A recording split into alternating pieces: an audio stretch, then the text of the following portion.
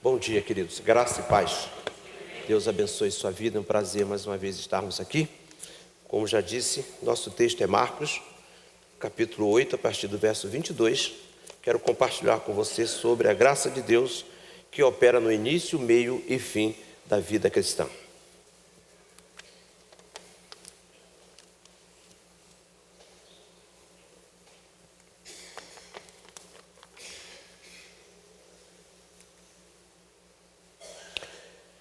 Se você já encontrou, acompanhe comigo a leitura do texto. Então chegaram a Betsaida e lhe trouxeram um cego e pediram a Jesus que tocasse nele. Jesus, tomando o cego pela mão, levou-o para fora da aldeia. Então cuspiu nos olhos do homem e, impondo-lhe as mãos, perguntou: você vê alguma coisa? O homem, recuperando a visão, respondeu: vejo pessoas, mas elas parecem árvores que andam. Então Jesus novamente pôs as mãos sobre os olhos dele. E o homem, passando a ver claramente, ficou restabelecido e distinguia tudo de modo perfeito. E Jesus o mandou para casa, recomendando-lhe: não entre na aldeia. Amém. Temos uma palavra, mais uma palavra de oração. Amém? Nosso Deus e Pai, te damos graças, bendizemos o teu nome e te adoramos. Pedimos que nesta manhã, mais uma vez, nossa mente seja iluminada, pois a tua palavra já fora revelada. O que nós precisamos agora é de clareza para os tempos presentes. Oramos para que o teu precioso Espírito nos instrua, que saiamos daqui nesta manhã alimentados com o pão vivo que desceu do céu. Oramos em Cristo Jesus. Amém. Eu creio que muitos já devem ter olhado para esse texto e perguntado por que Jesus operou esse milagre em 2 estágios. Por que ele não poderia, com todo o poder, operar de uma vez só? Ele tem poder para isso, e nós concordamos com isso. Mas há uma razão que eu acredito muito importante para a gente entender a razão pela qual ele fez isso. E eu queria compartilhar isto com os irmãos. Eu preguei essa mensagem já há algum tempo em nossa igreja e quero compartilhar também com Vila São Luís. Porque Jesus tocou o homem pela segunda vez para que ele pudesse enxergar. Quando a gente olha para as Escrituras e para os milagres de Jesus, a gente percebe que não existe nenhum milagre difícil para Jesus. E o caso desse homem, Jesus preferiu fazer por partes. Acredito eu que provavelmente para mostrar aos seus discípulos que algumas curas seriam graduais e não instantâneas. Também para demonstrar que a verdade espiritual nem sempre é percebida claramente. Daí a razão porque discussões sobre religião são desnecessárias e tolas. Entretanto, antes que Jesus partisse, o homem estava completamente curado. Esse texto e a história desse homem fala muito da minha vida e da vida de vocês, da vida de todos nós. Porque quando nós abraçamos a fé, a gente não vê claramente tudo que está por trás. A gente precisa de um tempo, de uma jornada, de uma caminhada, que a gente vá compreendendo. Então eu acredito que muito do que temos aqui nesta manhã diz respeito à minha vida, diz respeito à sua vida. Ainda há muitos de nós que ainda precisamos da cura, de ver claramente este evangelho que Paulo chamou lá em Romanos, o evangelho de Deus. Então, hoje nossa palavra abordará a questão da santificação. E vamos considerar 3 inimigos que ameaçam diariamente isto: o mundo, a carne e o diabo. Agora, onde começa a santificação e como ela se desenvolve? A pergunta que eu deixo é: a santificação é instantânea? É possível ser totalmente santo nesta vida? E quando ela começa e quando ela termina? Como árvore, disse o homem, os vejo andando, Aí nós temos a singularidade deste milagre, que é que Jesus intencionalmente o realizou em etapas como um sinal para os discípulos, cuja visão espiritual estava obscurecida e distorcida. Lá no versículo 18 do texto ele diz assim, versículo 18: tendo olhos não veem, e tendo ouvidos não ouvem, não se lembram. Então, mesmo aqueles que com iluminação suficiente para confiar em Cristo, precisam de luz adicional do Espírito para crescer em seu conhecimento experimental de Deus e do Evangelho, de acordo com o que Paulo vai dizer lá em Efésios, capítulo 1, versos 17 e 18. Ele diz: vejo os homens, porque como árvores os vejo andando. Agora, que experiência estranha, porque não é normal uma pessoa ver árvore andando. Porém, o homem que viu árvores andando era um homem em transição. Ele estava em um estágio intermediário entre cegueira completa e visão totalmente clara. Como veremos, era um representante de todos nós, os cristãos, em seu progresso, no que se refere a agradar a Deus. Quando a Bíblia registra os milagres realizados por Jesus, as curas, elas são instantâneas e completas. Jesus não ressuscitou Lázaro parcialmente. Não houve um estágio em que ele estava meio vivo ou meio morto. O homem com a mão mirrada não foi curado em estágio. Na maior parte dos milagres, a pessoa foi transformada instantaneamente. Assim, esse acontecimento registrado aqui no Evangelho de Marcos é incomum. O texto diz que o cego foi curado em 2 estágios. Essa é uma história do poder e da graça de Cristo. É uma história da graça acolhedora de Deus. Quando Jesus foi abordado pelas pessoas com relação à condição do homem cego, sua primeira atitude foi tomar o homem cego pela mão. Ele sai da aldeia.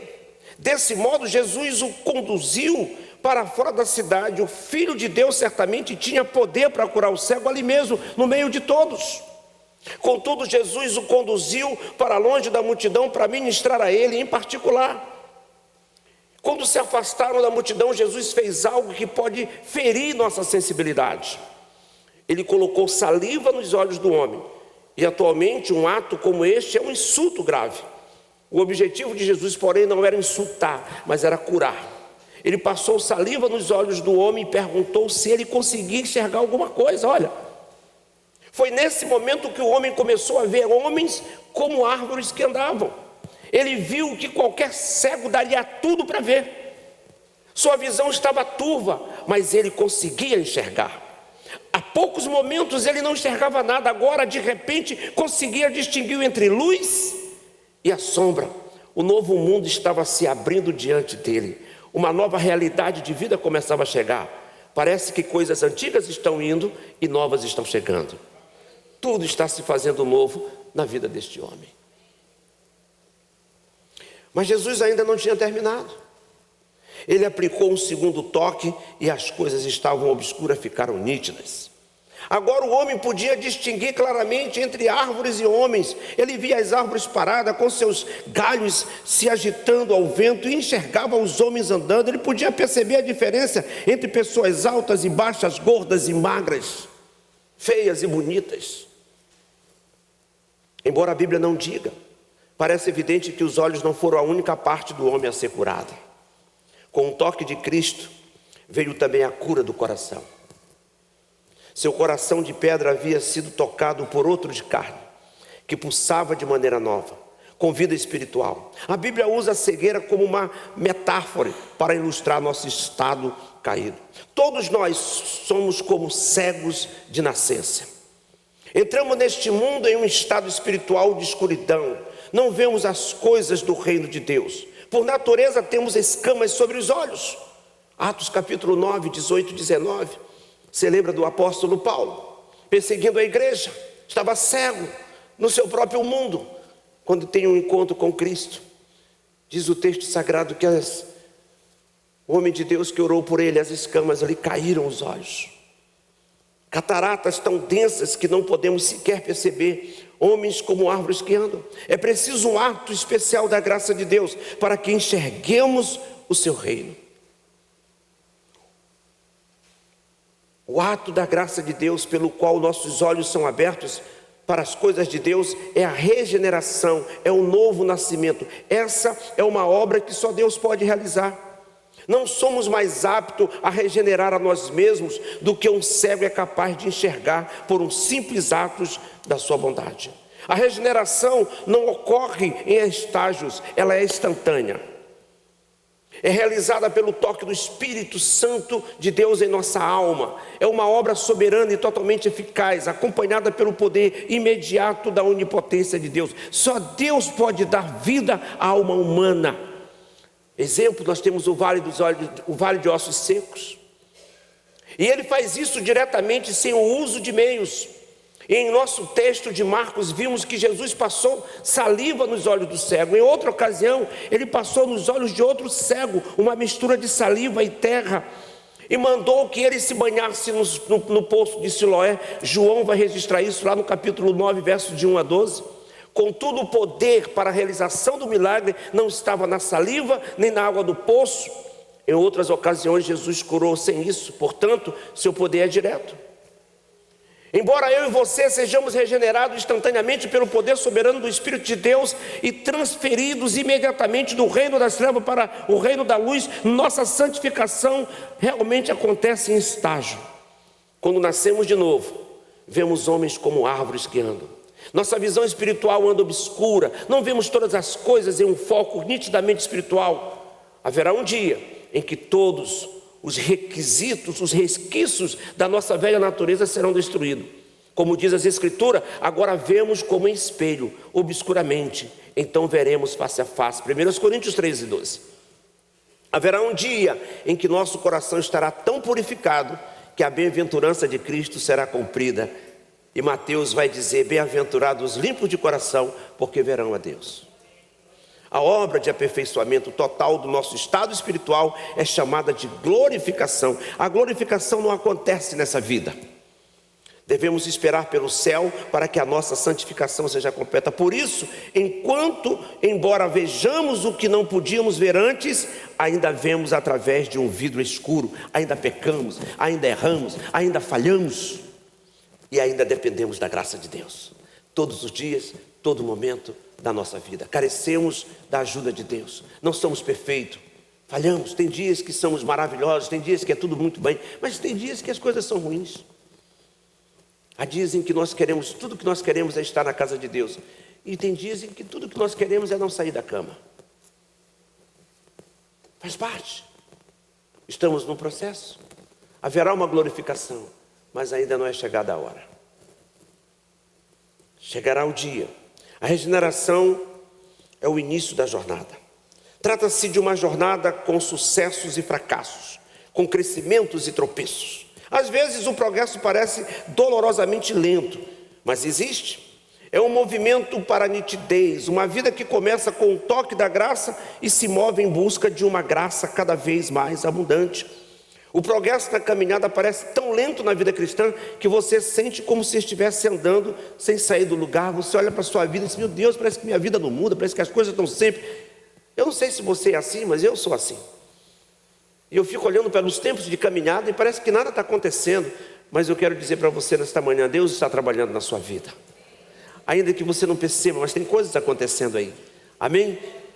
Para a glória de Deus. Então, o progresso na caminhada parece assim, às vezes lento. A imagem que melhor pode ilustrar a tortura de uma pessoa que não faz progresso é a imagem do círculo. Um círculo não tem início nem fim, ele gira em uma repetição sem fim e sem progresso. Quando você lembra, por exemplo, lá em Juízes capítulo 6, versos 16 e 21, como ficou Sansão, quando os filisteus pegaram nele após ele ter revelado o segredo da sua força. Há um ciclo, mas a vida cristã, porém, ela não é assim.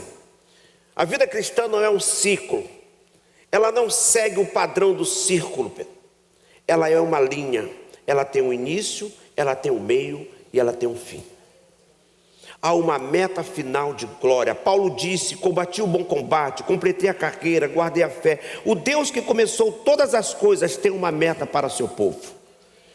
caminhamos para o dia em que seremos recebidos por Cristo em sua glória. Podemos dizer como o apóstolo Paulo: esquecendo-me das coisas que para trás ficam e avançando para as que estão diante de mim, prossigo para o alvo, para o prêmio da soberana vocação de Deus em Cristo Jesus. Filipenses capítulo 3, versos 13 e 14. Na vida cristã não há chamado para, não, na vida cristã há um chamado para cima. Isto é uma reta que está indo para frente, isto é, na vida cristã deve haver progresso. Você deve se preocupar sim com o seu crescimento pessoal, sim, deve haver progresso. Lembre-se do clássico da literatura escrito por John Byer, O Progresso do Peregrino. O peregrino é o cristão que se move em direção ao céu. Seu progresso é feito lentamente e é dificultado pelo peso que carrega nas costas. A cada momento ele se depara com obstáculos, mas sempre avança. A vida cristã é isso.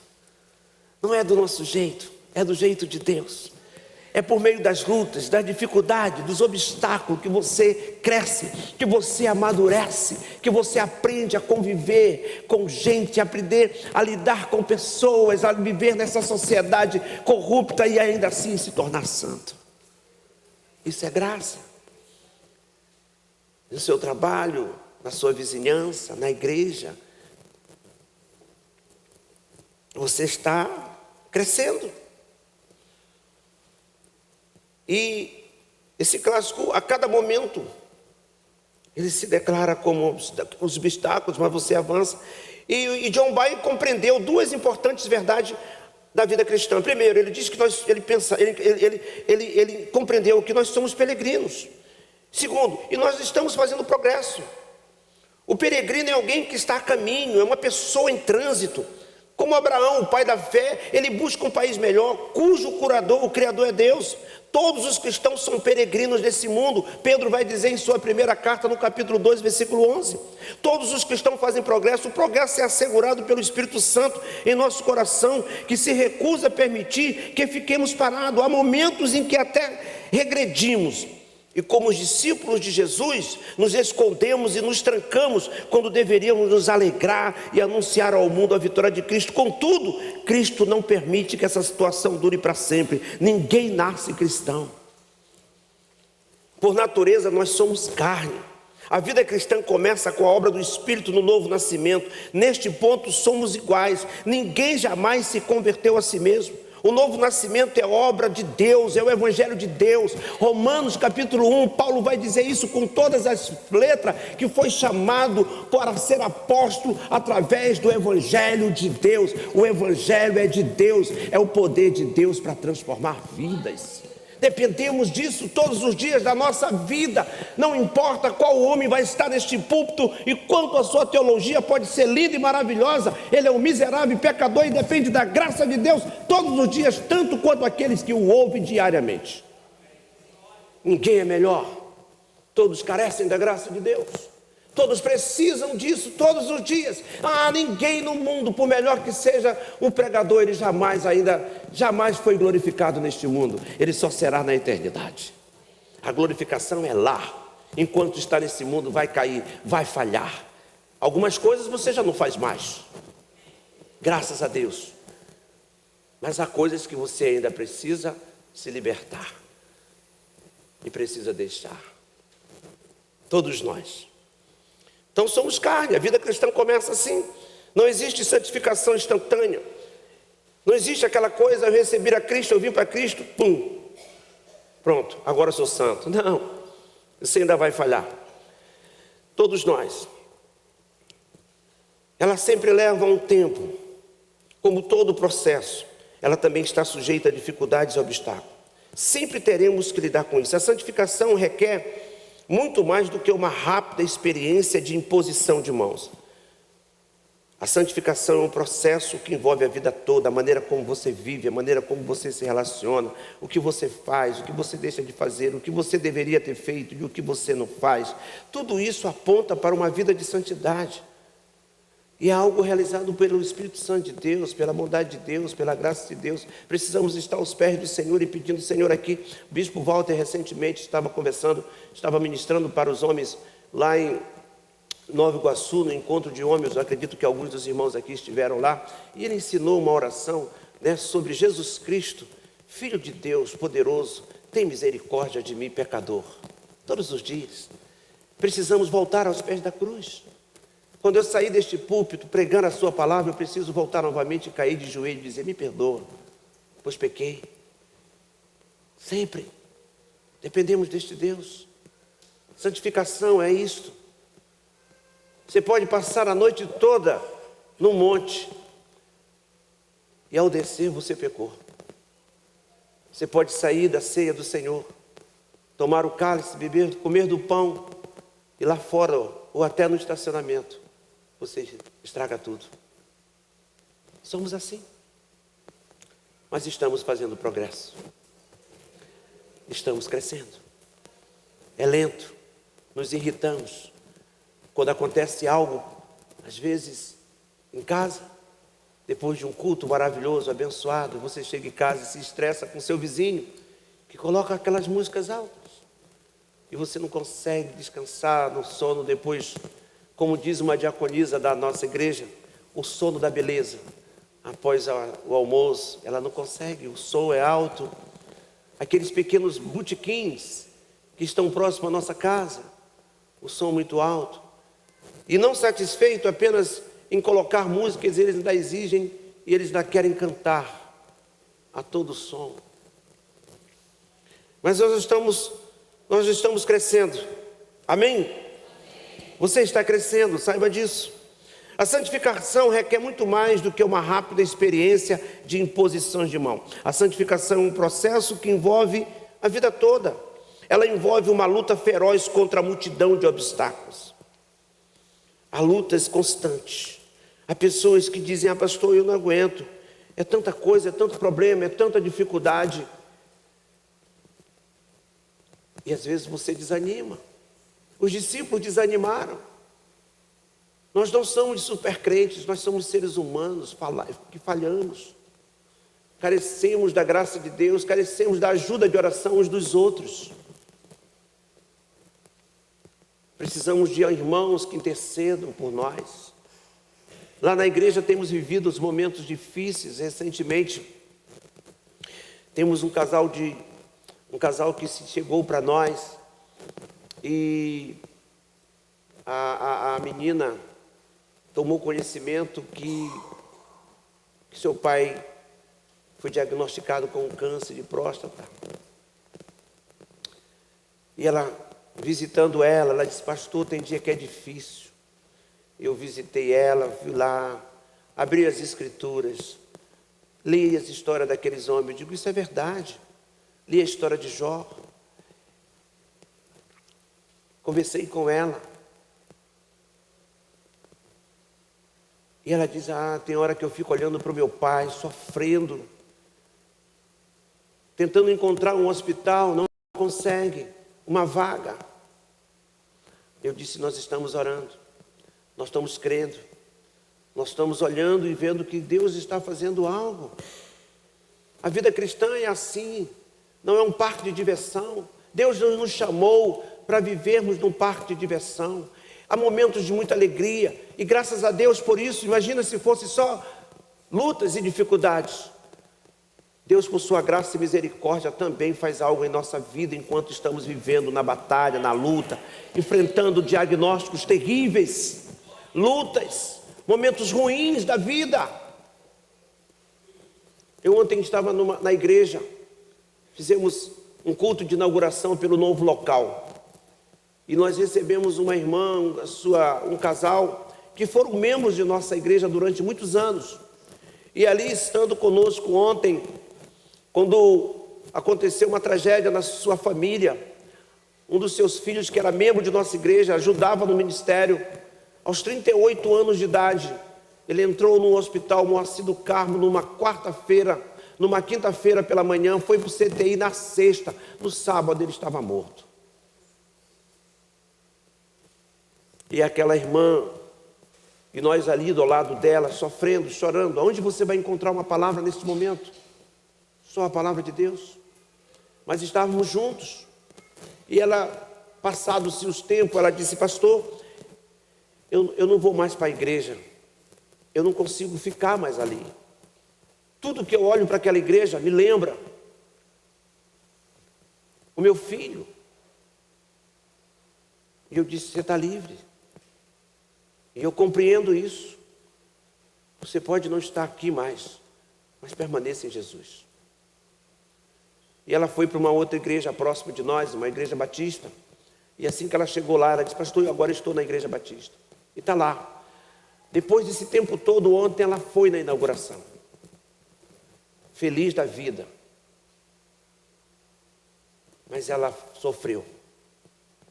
Mas ela não abandonou Jesus. Vida cristã não é um chamado para ir para um parque. Ir para o parque é bom. Não vou desfazer o convite, não. Por favor, fique tranquilo. Ir para o parque é muito bom. Mas vida cristã não é isso. Há dias em que o inferno cai dentro da nossa casa, quando ele teria o mundo todo para cair. A gente olha para o lado e vê pessoas ímpias, ruins, parece que estão bem de vida. E a gente fiel ao Senhor, sofrendo. Mas a vida cristã entende isso também. Mas nós estamos fazendo progresso. Nós estamos crescendo. É na dor, é na dificuldade, é na luta que a gente amadurece. Ou a gente avança, ou a gente se arrebenta de uma vez por toda. Espero que cada um de nós possamos avançar sempre. Eu estou chegando para concluir. A santificação é um processo que envolve a vida toda. Ela envolve uma luta feroz contra a multidão de obstáculos. Essa jornada, porém, tem uma garantia. Sei em quem tenho crido. Eu gosto da fala do apóstolo Paulo. Ele disse: eu sei em quem tenho crido, e eu estou certo de que Ele é poderoso para guardar o meu depósito até aquele dia, 2 Timóteo. No fim de nossa jornada, seremos recebidos na glória eterna. Eu sei que meu Redentor vive, eu sei em quem tenho crido, eu sei em quem eu confio. As maiores das confissões existentes é aquela que Pedro disse, quando Jesus perguntou: quem dizes que sou? Uns dizem que tu é Elias, outros dizem que tu é profeta, mas e vocês, o que diz que eu sou? E Pedro se levanta e diz: tu és o Cristo, o Filho do Deus vivo. Esta é a confissão da igreja.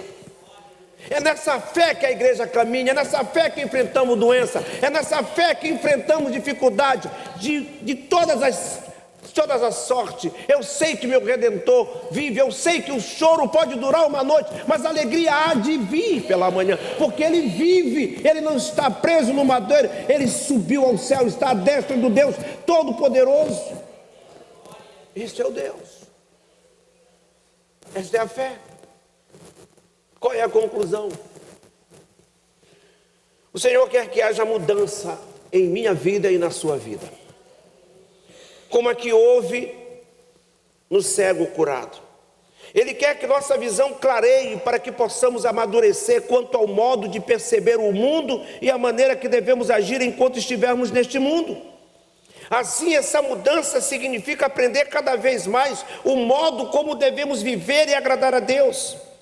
O desenvolvimento humano, no sentido de agradar a Deus, recebe o nome de santificação, que é um progresso que dura desde o momento do novo nascimento até o momento em que formos recebidos em glória pelo nosso Senhor Jesus. Esse relógio aqui está parado, não está? Que horas tem? 10:05? É que eu estou olhando aqui, não sai de 8, eu falei... Estou vendo aqui, olhando para ele, eu deixei o celular.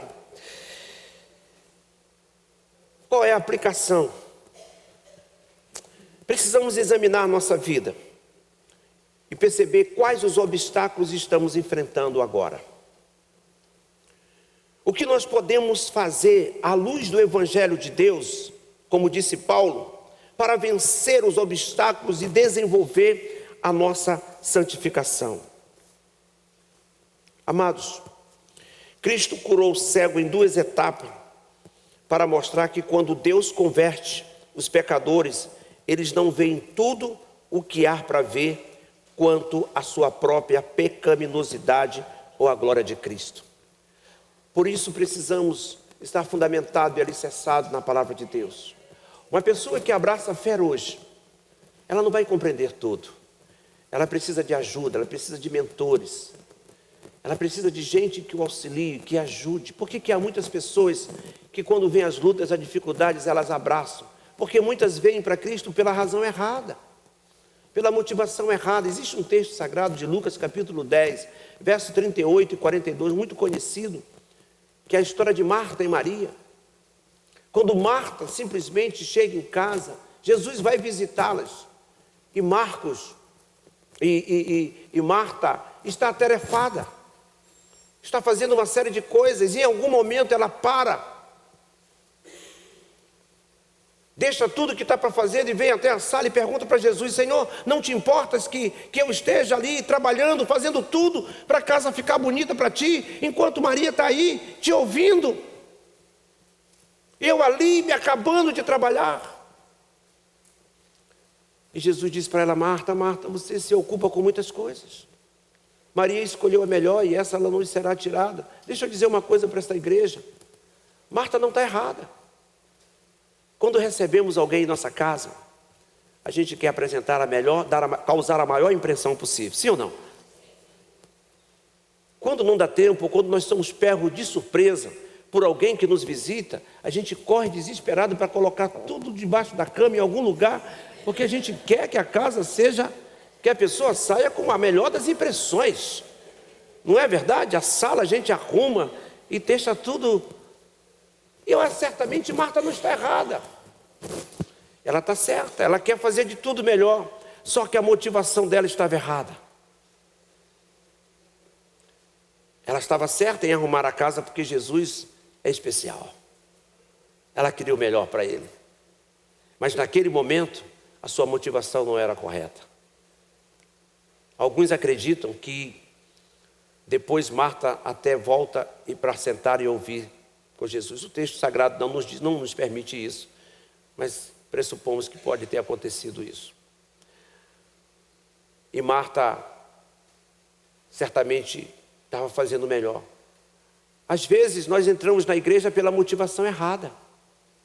Às vezes descemos as águas pela motivação errada, porque acha que é bonito, todo mundo a família está toda reunida e todo mundo abraça, faz isso. E às vezes viemos à frente porque o apelo é tão emocional, com fundo musical, que a pessoa vem, mas ela não cresce, porque não aprendeu da maneira correta. Por isso a importância da pregação bíblica, a pregação centrada nas Escrituras. Por isso a importância da escola bíblica dominical, onde nós aprendemos.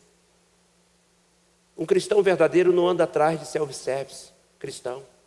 Ele anda atrás de um alimento simples, mas que alimenta de verdade. Um bom feijão, um bom arroz, feito com bom tempero, alimenta muito. Eu estava dizendo ontem para alguém: eu não como em self-service. A aparência da comida é linda, mas ela não nos alimenta. Ela já foi remexida. E na pressa de apresentar algo bonito e maravilhoso, os donos de restaurante nesses lugares enfeitam, botam aquele camarão desse tamanho, todo bonito, que já foi congelado, descongelado, congelado, descongelado, mas ele está lindo, e você só escolhe eles, e depois tem uma indigestão. Tristemente, mesmo os verdadeiros salvos ainda têm cegueira e dureza em sua alma. Isso nos leva às vezes até a lutar contra os caminhos de Deus, especialmente o caminho da cruz, que nos despe de nosso orgulho e justiça própria. Os crentes devem orar regularmente para que Deus lhe dê mais iluminação e precisam aprender a lutar contra a sua tendência de contestar a palavra de Deus. Deus está nos curando. E Deus não curou apenas os olhos, a visão daquele homem. Ele curou o coração. Porque toda doença não está na visão, está no coração. Um coração curado é um coração verdadeiramente disposto a andar e servir a Deus e enxergar a vida do ponto de vista de Deus de uma maneira clara para a glória dele. Curve sua cabeça, eu quero orar antes de nós encerrarmos.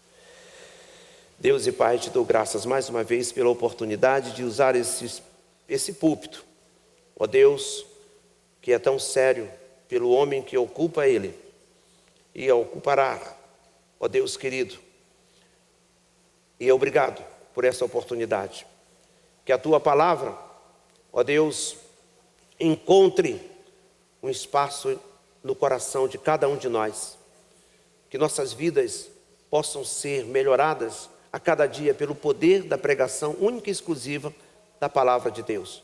Não pelos movimentos, não por coisas, ó Deus, que não alimentam, mas que possamos, ó Deus, superar as dificuldades, as lutas e os obstáculos e viver uma vida completamente, totalmente consagrada a Ti, de maneira que andarmos neste mundo, sejamos luz em um mundo de trevas, sejamos sal em um mundo insosso, que possamos trazer sabor para este mundo que vive insosso, pela pregação e pela própria vida, pela maneira como vivemos neste mundo, e que no final de tudo, Tu receba a glória, receba a honra, louvor e adoração para todo sempre, e toda a congregação diga amém. Obrigado, queridos.